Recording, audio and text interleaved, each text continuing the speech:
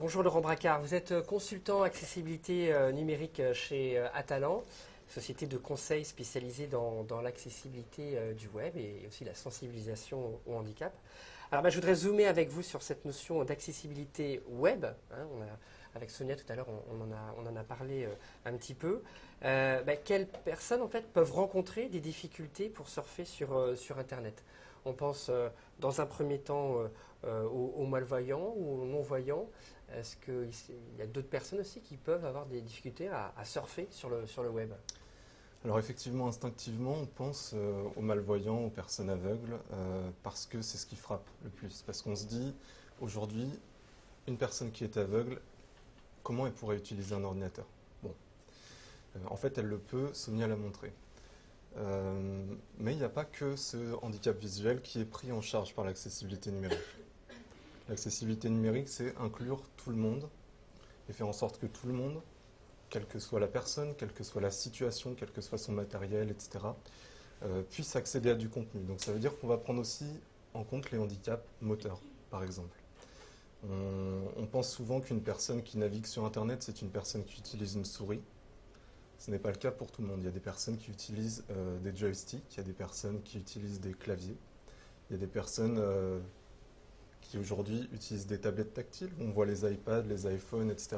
fleurir partout dans le métro. Ça aussi, c'est un moyen d'accès auquel on ne pensait pas il y a quelques années. En dehors de ça, de tous ces aspects handicap physiques, etc., on a aussi des handicaps qui ne se voient pas, comme vous l'aviez dit en début d'émission. Pour donner un exemple, on a des personnes dyslexiques aujourd'hui qui auront du mal sur Internet à lire certains contenus s'ils ne sont pas pensés en amont pour être accessibles à ce type de personnes. Concrètement, une personne dyslexique, elle va avoir du mal à lire des textes qui sont justifiés, par exemple, parce qu'il va y avoir des gros espaces entre les mots. Ça, c'est aussi de l'accessibilité numérique. Et ça ne se voit pas. Quelqu'un qui arrive sur un texte aujourd'hui, il pourra le lire et il n'aura pas forcément conscience que ce même texte pourrait être lu différemment par une personne qui souffre de tel ou tel handicap.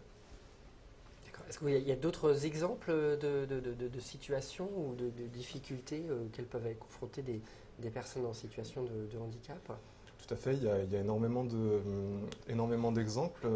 Comme je vous disais, on prend en compte tout le monde. Donc ça veut dire que une personne qui aujourd'hui n'utilise pas Internet, par exemple une personne âgée qui ne connaît pas bien, qui ne sait pas bien comment se servir d'un ordinateur, on va considérer que c'est aussi une cible de l'accessibilité numérique. On a tous, un jour ou l'autre, pesté contre un formulaire en se disant mince, est-ce que j'ai envoyé la donnée, qu'est-ce qui s'est passé, etc. Pourquoi? Parce qu'on n'avait pas eu un message de confirmation ou un message d'erreur, par exemple.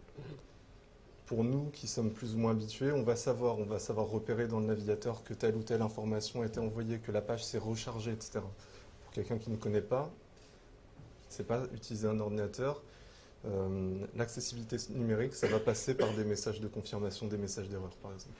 D'accord, donc ça passe par de l'ergonomie, par des messages. Alors, l'ergonomie, c'est quelque chose qui est quand même dissocié de l'accessibilité numérique dans le sens où l'accessibilité numérique, c'est rendre les contenus perceptibles, compréhensibles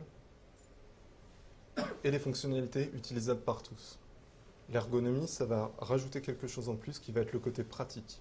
Ça veut dire que, par exemple, à certains niveaux d'accessibilité, on va demander la présence d'un moteur de recherche sur un site internet pour que des personnes puissent accéder directement à l'information.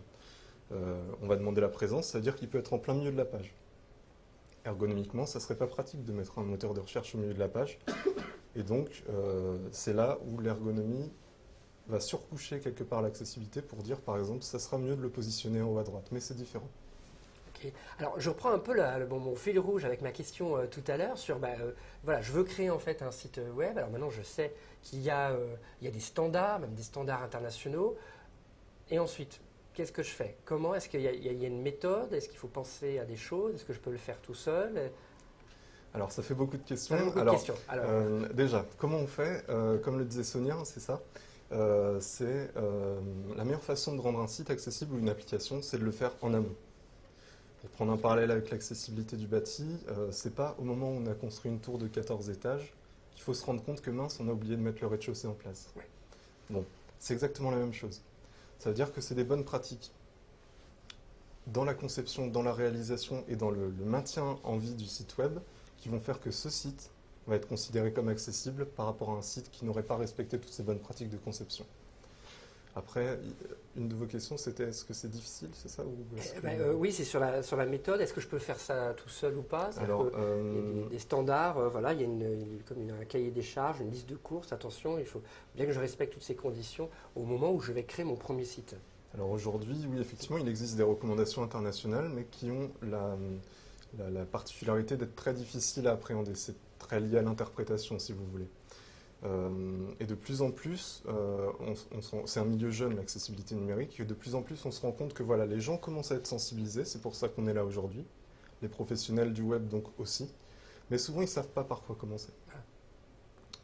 Alors là, par exemple, aujourd'hui, à titre professionnel, donc chez Atalan, on a pris conscience de ça, et on s'est dit, voilà, ce qui manque aujourd'hui à l'accessibilité numérique, c'est bien sûr tout l'aspect sensibilisation, mais ça se développe, il n'y a pas de souci, ça se développe. Mais ce qui manque aujourd'hui, c'est apprendre aux professionnels comment faire un site accessible. Et dans ce cadre-là, chez Atalan, on a lancé un projet qui s'appelle Accès Web et qui, en fait, le but de ce projet, c'est de proposer aux professionnels du web par profil, donc c'est-à-dire aux développeurs, aux graphistes, aux rédacteurs, aux chefs de projet, etc., un ensemble de bonnes pratiques qui les concernent et qui concernent uniquement eux, puisque les standards, c'est vraiment une sorte de fourre-tout. Sans nom, et qui, si chaque profil respecte les bonnes pratiques, le site sera accessible au final. D'accord, merci. Est-ce qu'il y a des questions de la salle pour Laurent Bracard? Oui. Bonjour. Bonjour. Je souhaiterais savoir quels sont les enjeux du développement du web accessible. C'est une excellente question. Il y en a beaucoup. Il y en a beaucoup. L'accessibilité, c'est d'abord des enjeux humains. C'est-à-dire que qu'est-ce qui nous intéresse aujourd'hui? C'est l'humain. C'est permettre l'accès à l'information pour tous. On est dans une société qui aujourd'hui vieillit, par exemple, et qui de plus en plus va se retrouver confrontée à une problématique qui est celle de la fracture numérique. La fracture numérique, c'est cet écart en fait entre les personnes qui, comme nous, vivent avec le multimédia et celles qui ont peur ou qui ne savent pas l'utiliser. Donc ça, c'est un des grands enjeux d'avenir pour l'accessibilité numérique, c'est de réduire cette fracture, puisque la population va être vieillissante, etc. Un deuxième enjeu, ça va être le fait que, il y a quelques années encore, on était assis dans son salon ou plutôt dans son bureau, on avait une souris dans la main, un écran devant qui était tout petit, et c'était ça Internet. C'était ça l'accessibilité numérique. Aujourd'hui, probablement que dans cette pièce, il y a 72 iPhones. Et que chacune plutôt, vous pouvez accéder à Internet dans le creux de votre main.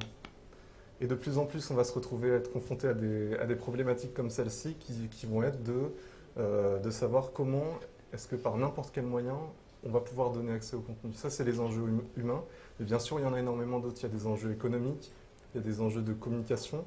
Pour ce qui vous concerne, vous, il y a des enjeux RH aussi, puisque si vous voulez, vous allez peut-être, à un moment de votre carrière plus tard, ou peut-être même déjà maintenant, être confronté à des problématiques du type, voilà, je dois recruter des personnes qui sont aveugles, ou qui sont handicapées, ou qui ne connaissent pas Internet. Par quoi je commence? Comment je fais? On sait tous, ou en tout cas peut-être pas tous, mais il m'est déjà arrivé à titre personnel d'être frappé, de rentrer dans un lieu et de voir que des toilettes handicapées étaient présentes avec des portes larges, etc. Sauf que quand on étudiait ce lieu, les seules manières d'accéder à ces toilettes, c'était des escaliers. Voilà, l'accessibilité numérique aujourd'hui, c'est ça, c'est vraiment des gros enjeux très importants. Je ne vais pas tous les citer parce que c'est complexe, mais il y a beaucoup de choses à faire dans ce domaine. Très bien. Ben, merci beaucoup Laurent Bracard. Merci pour ce témoignage et cet éclairage qui nous permet voilà, d'avancer, de mieux comprendre et comprendre même que on peut sortir en fait des problématiques de